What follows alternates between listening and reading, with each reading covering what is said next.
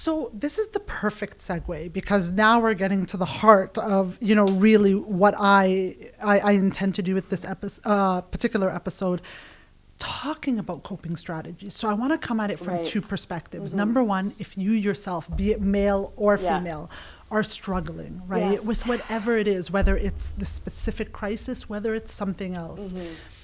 So I want you to I want us to start there, where if you yourself are struggling, what are some coping strategies? And then on the other end is, maybe you're not struggling, but you know somebody who is, and what can you do to help them? So let's start with the first group, because there's a lot of, I've alluded to this throughout the conversation right now. A lot of people are struggling. What are the tools? What are the coping strategies to, so that it doesn't manifest into something where it affects your ability to live your daily life, right? Well, like we said earlier, early intervention with any form of mental health is critical. One of the things that I want to really stress, and I cannot stress this enough, mental illness is treatable. Mental illness is treatable with the right support systems. In some cases, you might require medication, right? When we look at chronic illnesses like bipolar disorder or schizophrenia, for example. But with the right support systems, with the right treatment, with the right help, right, a person can go on to have an amazing quality of life. Right? But it's implementing that support first. So the problem, especially when we talk about mental health, there could be a lot of barriers, stigma we've already talked about, but one of the other barriers that can arise from this is really not having an insight to a person's illness, right? My mom says this the best, I'm not the problem, you're the problem. I was fine before I had kids, right? Like, she says that to me my whole life. But having an awareness of what impact your mental health is having on your life, things like journaling are a really good way of doing that. Having an awareness of, what am I feeling? Even just something as simple like patterns what in am your I behaviors. feeling? Absolutely. So that's the first one. The second one, connectivity. I cannot stress this enough. Connecting to appropriate professional help, connecting to natural supports. Wellness does not bloom in isolation. Wellness does not bloom in isolation. We need to reach out. We need to get the supports that we need. Now, we talk a lot about this in mental health first aid, and where we talk about accessing appropriate professional supports, right? When we look at that, there's two parts to that I really want to speak to. Appropriate and professional. Those two key words are really, really important, because it's recognizing that not all professional supports are appropriate for what you need. If you are a sexual assault survivor, going to a male doctor may not be ideal for you. Right? If you know that, like, I'm going to use myself an example. If I go to a counselor, a psychologist, for example, I know that for me, a female counselor does not work for me. I thrive better when I speak to a male counselor. For whatever reason, I just feel like I have more aha moments with a male. Oh, interesting. Right? So for me, it's recognizing what supports are appropriate for your needs. And how do we know that? We ask, right? I have an ongoing joke that I always say, that doctors, and under the umbrella of doctors, I talk about family doctors, psychologists, psychiatrists, so I kind of all lump them in one. Doctors and medication are like a good pair of jeans. You got to try on a few to get the right fit. Not every doctor is going to fit you right. Not every psychologist is going to fit you right. Not every therapist. I like that. I can't tell you how many times, especially with men, I'm going to pick on the guys here for a minute, where I'll say, have you tried counseling, and what was that like for you? And they'll say, oh, I went to this one guy and he was a joker and I'll never go back to him again.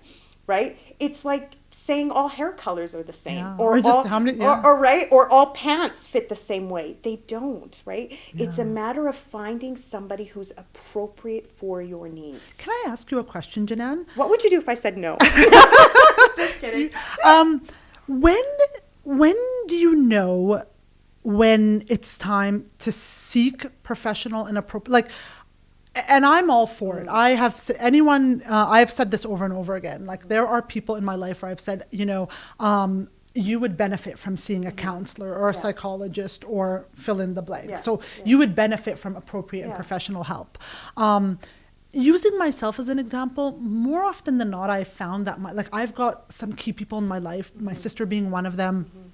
a few close friends. That's what I mean others. by those natural supports. Yeah. Those So when do you know non-professional. when, like, I've never felt that I felt like the people that I had and the natural resources that I had was enough.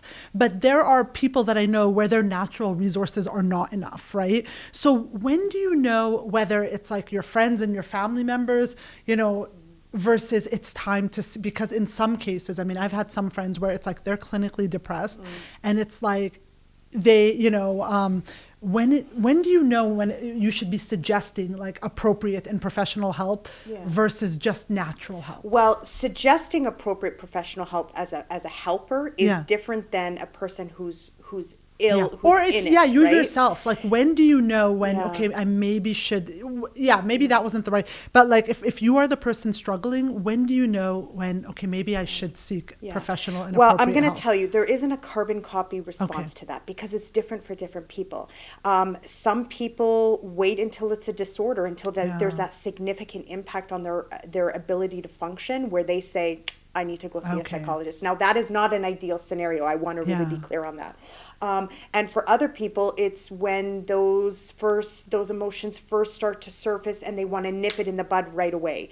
That's more ideal because, like I said, early intervention is critical. The sooner we can get in, the sooner we can create, as I like to call, tools in your tool belt, those coping strategies to help people who are struggling, to help people identify, I know that this is a distorted thought pattern. I'm going to nip this in the bud right away. So having somebody externally teach you to recognize when those things happen, really equip your tool belt, will really, really help you in your road to wellness. So I have a question for you. Within, once again, speaking, you know, to the more diverse communities and the communities of color, do you think, because there's stigma around mental health and there's also stigma, like sometimes I hesitate to even recommend or suggest because, you know, there's still stigma around going to see. I have noticed in the last couple of years, more and more friends are being open about like, you know what, I wasn't doing so well, I went to see someone. But even then it's on the down low, right? It's only, it's still, how do you know, because if what we're saying is don't struggle in silence, and if you yourself are at a point where it's like you probably need appropriate and professional help, but there's still that like fear of going to see a counselor, like how do you combat that? Or what do you say? Like, is it just more having these conversations and more people being like, even within our community, in a good way, I'm blown away by the amount of people who actually have shared with me that they have seen counselors and psychologists, and that makes me really happy. Well, and I think you just answered the question there. But when we speak from our own experiences, but that being said, the way that it's said is like it's still on the down low, right? Like we wouldn't hesitate, going back to like the examples of physical and mental health. You know, if I was having an issue and I went to go see my, you know, GP, I wouldn't hesitate. If you and I are having lunch, you know, I'm having this issue, went to go see my GP, wouldn't think twice about it. Whereas if I went to go see a counselor or a psychologist, I'm probably going to think twice about sharing that, right? So how do we start to make that, like, you know, is it just in suggesting it and having conversations? In suggesting it, in sharing our personal experiences, if we feel comfortable with it, helping people realize, and we call this the stages of change in the counseling world, you know, where they are, the impact that it's having, their readiness to bring about change, helping them to recognize, you know, where do you see this going if you don't address it? Because here's what I'm seeing. I'm seeing that you're not going to work. And I'm seeing that you're wearing the same clothes that you've been wearing for 3 days. So we're speaking to what we see and helping them identify, you know, I'm concerned. This is where this is going, right? Sometimes the barrier of picking up the phone, finding a right counselor, maybe there's an issue, a barrier to get them to the appointment, right? That's where us as helpers can come in, right? You don't know how to find a counselor. Okay, well, how do we find a counselor? Are you familiar with Psychology Today? Let me help you go through what that looks like, right? You booked an appointment. Would you feel more comfortable if I went with you, right? Finding that ally, finding fellow, I like to call them ambassadors of hope. When we live with mental health, oftentimes the first thing that goes is our hope. right? Hope that things are going to get better. Hope that people, will look at me with the same, sparkle in their eye that they did before they found out about my illness. Hope that my boss will still see my value in the workplace. And so what I thrive to do in teaching mental health first aid and in Catalyst Training Services is what I like to call creating ambassadors of hope, right? Allies in our community to really have that conversation with people and say, hey, I can help you. I'm an ally. Yeah. And what's really interesting, like as you're talking and I'm sitting here, once again, thinking and what's coming up, the irony of it all, Jenan, is anytime I've had someone in my life that's come to me and I have given them that space and they say I'm not okay and they're sharing their, a moment that's weak and vulnerable for them, a moment of weakness and vulnerability. I have never, ever looked at, if anything, my perception of them becomes better and strong. Like, because it takes a lot of courage and to be vulnerable. Because I'm like, most people, the easiest thing to do, we haven't said this, like the easiest thing to do is stay silent. Absolutely. Right? So when these people have come and they've shared with me and they've, I've been witnessed, I've been a witness to their vulnerability and just, their moment, like all of it, it's ebbs and flows, right? We have moments where we're strong as strong can be and moments where we're feeling weaker. And after the moment, and I'll be sitting with myself and I'll be like, wow, like I am so impressed with them. I have and inspired, because it takes a lot of courage and strength to really allow somebody to meet you in that space. And so it's funny how we think, like, we have this fear that people will think less of us. And every single person that has shared with me, I ultimately end up thinking more of them. Are you familiar with who Brene Brown is? Of course I am. Shout out to Brene. I have a woman crush on Brene Brown. I would be like a 14-year-old at a Justin Bieber concert if I ever met her. She does a lot of work. So for your viewers who are not familiar with who Brene Brown is, she wears many hats. She's a researcher. She has her master's in social work. She does a lot of work around empathy, vulnerability, and shame. For those of you that are listening who, again, are not familiar with her, I would really encourage you to get on YouTube. She does two TED Talks, one on vulnerability and one on shame, and I would encourage you to watch it in that order. Take a look at what she talks around vulnerability. She says some really, really phenomenal stuff around vulnerability. I think that's what it's called, is the power of vulnerability. The power and she's written a lot of books in subsequent to that. And what you said is exactly to what she speaks to, and how powerful it is to be vulnerable, right? And how to live our authentic truth. We need to be okay to be vulnerable, because that's where our power lies. So circling back, coping strategies, we've talked about, and if there's one thing or two things that I want viewers to take away, number one, it's okay to not be okay. Absolutely. And number two, don't struggle in silence. So speak up, reach out to people, whether it's your natural, your natural resources, support, being friends, family, your faith group, your community, your, people that you feel safe, comfortable. Wellness thrives in community. And I cannot stress that enough. I do want to add one thing though, and we've talked about this before. When you, and I, once again, speaking from my own experience, similar to how it takes a couple of trials to get the right, professional help and the right pair of jeans, I would say, please don't struggle in silence. But when you are reaching out to people, be mindful of who you reach out to. When first and foremost, get clear on what it is that you need. So if you're reaching out, do you need that space to share? Are you needing advice? Are you needing that cheerleader? What do you need? And in addition to that, be okay to say it. Yes. So and I ask don't for need it. you to be a cheerleader for me. This is what I need from you. I need you just to listen. So you need to get clear. What is it that you need? Ask for what you need. With that being said, recognize, and to every single person I know who goes through a grieving process, the first thing I tell them is recognize that most people will not be able to give you what you need. And so you might, for example, turn to a family member or turn to a friend. I've had numerous times in my life where I've turned to friends and they just don't have the capacity. And I have come to them wanting, and it's like, they might not have that capacity to just sit there and listen and hold the space.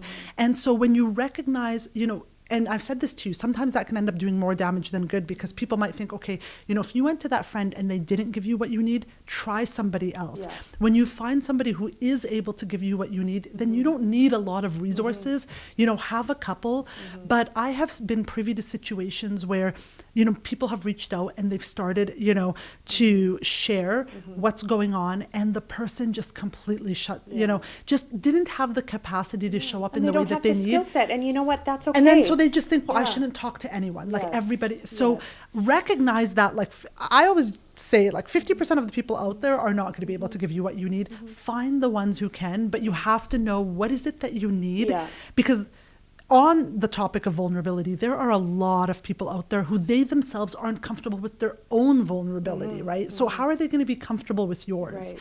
So you don't need tons of natural resources, but I do think be mindful of who you reach out to. And if you reach out and you're not getting what you need from that person, try somebody else, right? Not getting what you need from certain people does not mean that you're not worthy of accessing that need, right?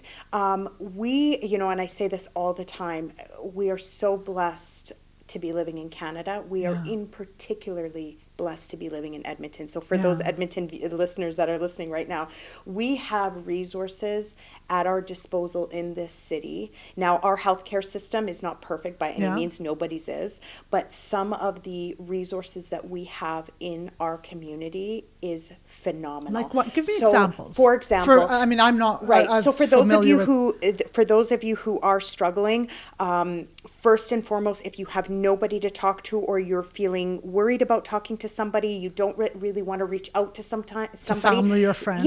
Sometimes there is comfort in speaking to somebody that you don't know, that you'll never see again. They don't have to judge you. They don't have to do anything like that. One of the first resources that I want to share is the distress line. Okay. The distress line is a telephone hotline. The phone number for the listeners is 1-877-303-2642. That is the Edmonton distress line. Oh, wow. For your viewers who are outside of the Edmonton region, if you just look up distress line in your area, whether it be Calgary, Lethbridge, whomever, we all have them in our communities.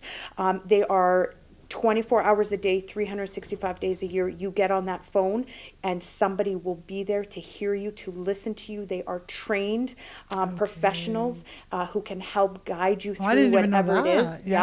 Another really great resource that I always like to share is the Kids Help Phone. Now, don't be fooled by that term kids. They do help adults as well.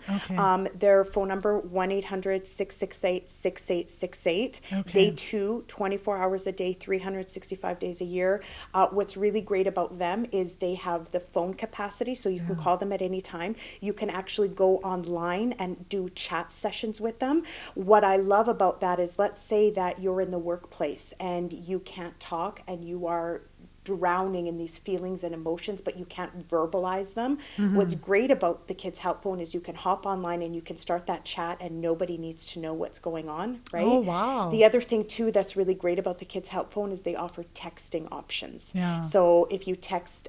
so this is also good. Like, I know you say that they offer this to adults as well, but for a lot of our viewers out there who are listening and they have children, like even just sharing this with your... Like, if you're going through something, I have a lot, like, in our communities, they get married young, there's a lot. We have many friends who have teenagers, right? But the Kids Help Phone will support you until your mid-20s. But like, they have tweens and they have teens, but even just telling our children, imagine just saying, like, look, if you're struggling right now and you don't feel comfortable coming to me or your dad or family, like, once again, and then it just even sharing that, it even sends the message, it's okay to not be okay, and don't keep it inside, right? So for parents listening, like, even just saying, if you don't want to, I'm here for you if you want to talk, but if you don't want to talk to mom or dad or family and you want to talk to someone neutral, here's a number, right? There's the mental health hotline as well that I want to bring attention to. Now, the numbers are different in various communities, but jump online, get the phone number. They can offer and these are all free. I just want to clarify, this is fantastic. Yes, these are all all free. And especially with what's happening right now where people are losing their jobs and money is tight, right? These are all free resources that we can go. Additionally, if you jump on my website, ctservice.ca. And we'll link that to the episode if you've got a list of resources. Yeah. Every month we highlight a resource in Alberta that speaks to the amazing work for mental health. Because for me, being a counselor, one of the things that I hear time and time again is people say, you know, I want to get help, but I don't know where to go. And that's fair. Or I can't afford it, right? Because I didn't even know that there's all these free resources. There's tons of free resources. And so what I like to do is in all of my trainings is take all of my 20 years of experience working in collaboration with community members and serve you all of those resources on a silver platter. I have a quick question for you, Jenan. Within your own practice, if people do want that one-on-one counseling, is that something that you do? That is not something that we do one-on-one. You do more like train people on the awareness. Workplace wellness. We go into organizations. We look at the community dynamics. I just wanted to make, there is one resource that I do want to mention too, Momentum Counseling. Yes. And they do something that I really like. It's pay what you can. So if you are if you are a viewer where you're struggling and you maybe want to see someone in person, you don't want to talk on the phone, you do have some money, but maybe, you know, you can't afford, you know, the $100 an hour hourly rate. I know Momentum Counseling has a pay what you can. Yeah, absolutely. I love that. Their mandate is to make, you know, counseling available to everybody. And we're not going to allow money to be a barrier. Absolutely. And they just, you know, so there are, once again, if you're listening, we're really just reinforcing the fact that like you don't have to struggle in silence. There are so many resources out there. So aside from, so we talked about journaling, we talked about expressing.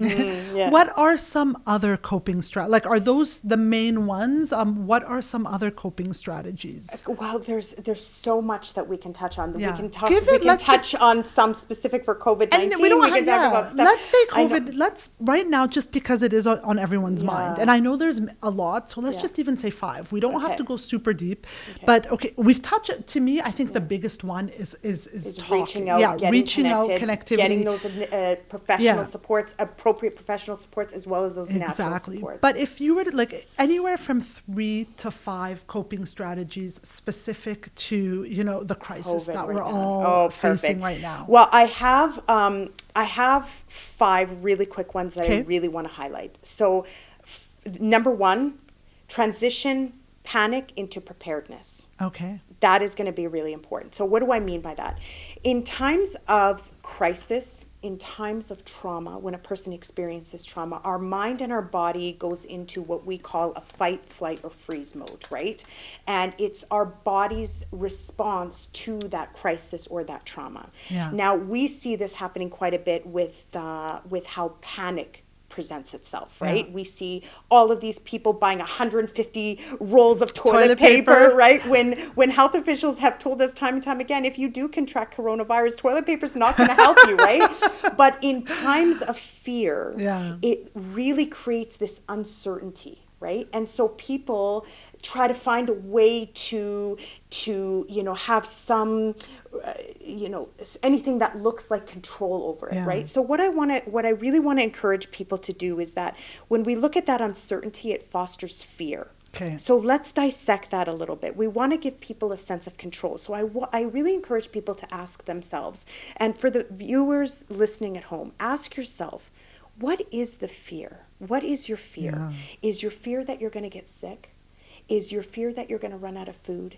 Is your fear that you're going to lose your job, and how are you going to pay your mortgage? Once we recognize what that fear is, ask yourself, what is within my control to manage?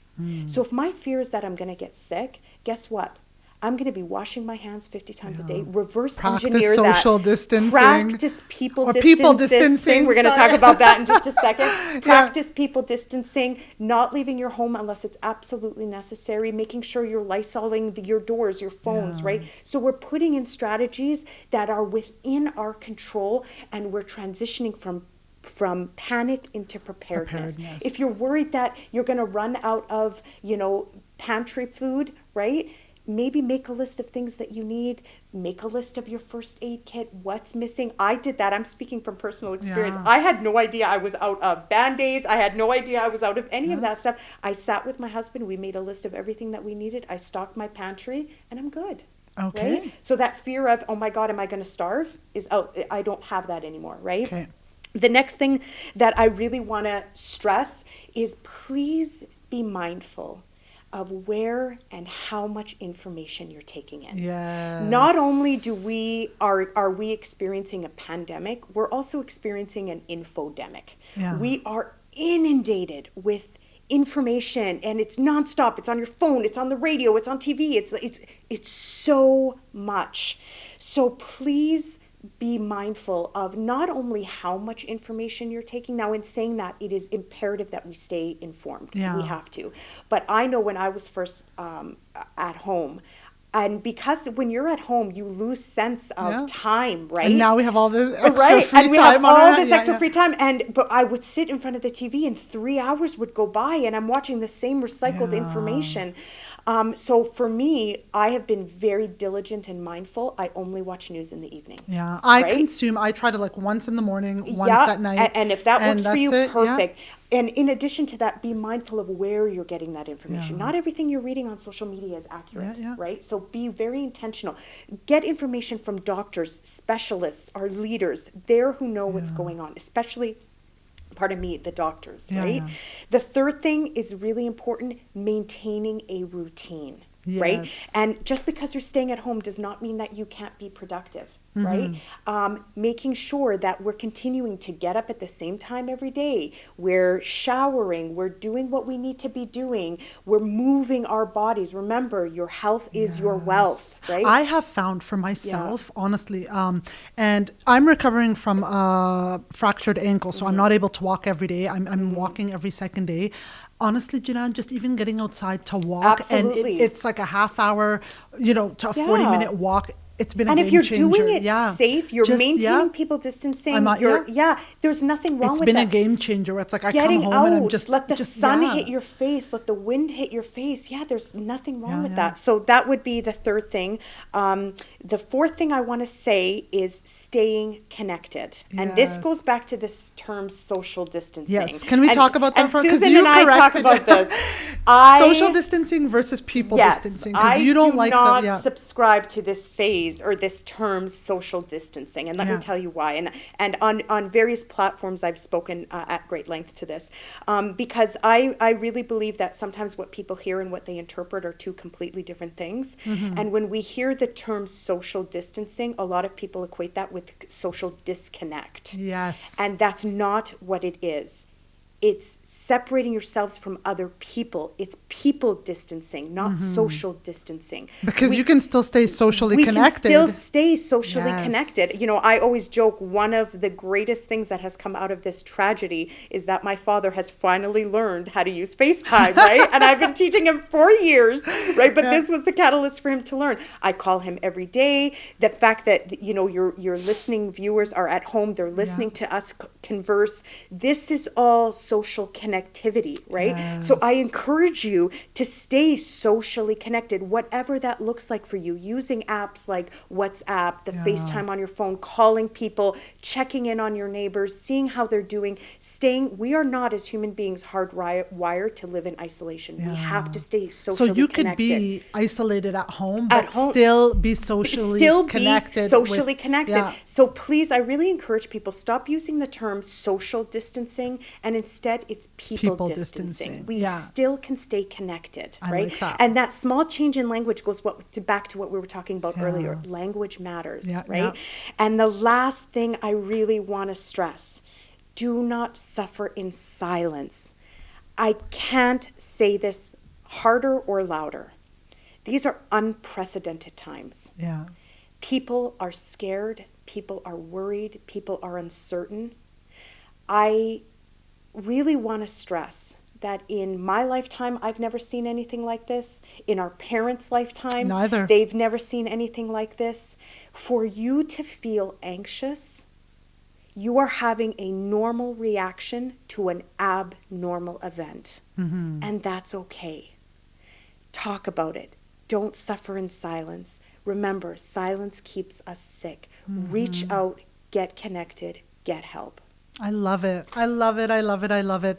One last thing for how can we support others? So and I'm going to just step away a moment from COVID-19. So if there is someone in your life who is struggling, and regardless of where they are on the spectrum, and you want to support them, what are some what are some tools and strategies to support the people? Because I think to me, as important, like, the thing that's, rang loud and clear in this conversation is don't struggle in silence. But I also think there is an onus and a responsibility on people, on all of us, where if we see people struggling, we need to do a better job of supporting, right? So what can we do to support someone who's struggling? What are some tools? What are some strategies? Yeah.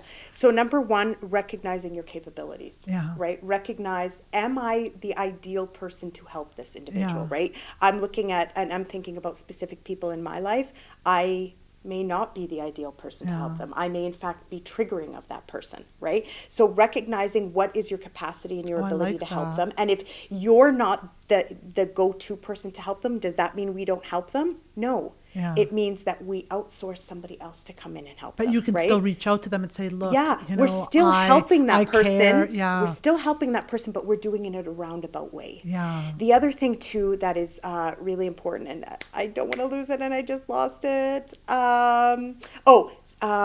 Creating an environment where a person feels comfortable talking to you, right? I'm not going to have a conversation with somebody who's experiencing suicidal ideations, for example, if I know that I have to be somewhere in 15 minutes and we got to make this quick because I got to go and let's go. That's a good point. So creating a space where we're not being interrupted, where the phone isn't ringing 500 times in a minute, where I don't have any place that I need to be, you don't have any place that you need to be, and the precedence is set that you have my undivided attention. And where I see this really highlighted? When I work with clients and my phone rings and I don't answer it, or I work with people that I'm supporting and my phone rings and I just quickly mute it, and they say to me, no, you can get the phone, and I say, no, I'm with you right now, they can wait, right? It really sets the tone. You have my undivided attention, and nothing means more to me right now than what's happening right here. I love that. Right? The third thing that I really want to stress is allow them the space to say what they need to share. Say. Give them the space. Without feeling the need, number one, to fill the silence, right? Right? A person can say more in silence than they ever will using the words. And the second part to that is letting them say what they need to say, and not having this need to fix it. You don't have to fix it. I'm really glad that you told me. I'm so sorry you're going through that. What can I do for you? So don't go in feeling the need to play counselor. That's not oftentimes what's expected of you. Let me just vent. Let me say what I need to say, and I'll let you know what I need. Does that make sense? And even starting the conversation, like I said, my sister's really good at this. What do you need, right? So that it's set up, it's set up front. But even the person who's struggling can say, listen, Susan, I need to talk to you about something, but this is what I need from you. I don't need you to fix it. I just need you to tell me it's going to be okay and give me the space to say it. Perfect. Right? And I would even and if I can add to everything that you just said, also checking in on people. I mean, I think we don't just abort mission, right? We underestimate, just simple things. Like every day I make it a mandate for myself. Like I just check in on someone. I start, checked in on family, check in with strong friends. Especially now more than ever. How are you doing? How are you coping? The other thing too, guys, lot of businesses out there and entrepreneurs, like a lot of businesses are struggling. Check in on your favorite business, even if they're shut. Send them a note. Let them know how much you appreciate them. Give them a good review on Google. I'm looking forward to because I think a lot of times we talk about people like businesses are a lot of businesses right now, owners are in a very tough spot. They're struggling. Just reaching out, simple things, digitally, socially, letting just, I'm thinking about you. Yeah. I just want you to know I'm here. Like, how are you doing? Yeah. So sometimes, it doesn't have to be grandiose. Like, it could just be really simple things. Littlest things. So connectivity. Exactly. Yes. On that note, I mean, there has been so much information and so much value we for could have me. this conversation for 5 more hours. And I've said it before, I'll say it again. I feel this is going to be one of many conversations to come for our viewers who are listening right now, and they have really gotten value out of what they've heard, and they want to know more. Where can they connect with you? You can connect with me via our website. So again, it's www.ctservice.ca. You can also find me on Facebook at CT Services Inc. You can find me on there, and all of my contact information is on there. And yeah, awesome. Well, thank you so much. The pleasure was all mine. And can I just say, I love the platform that you have created. Thank you for allowing me the space to come here, talk about mental health. You're doing such a fantastic job. It's my pleasure to be here. I appreciate that, and it's my pleasure to have you. I want to take a moment to just acknowledge a few things. Number one, love your passion for this topic. To me, it's like every time, we've had a conversation, you're very engaging. You just, I don't think we've had any conversations where I haven't had any aha moments. Your passion and your desire to really promote mental health, mental well-being, and end the stigma around mental health, to me, it's very inspiring. And you just have a really engaging way about you. Thank you. I appreciate that. Just makes me want to engage you more and more. So it really is a pleasure to have you here. Thank you. I appreciate that. Right.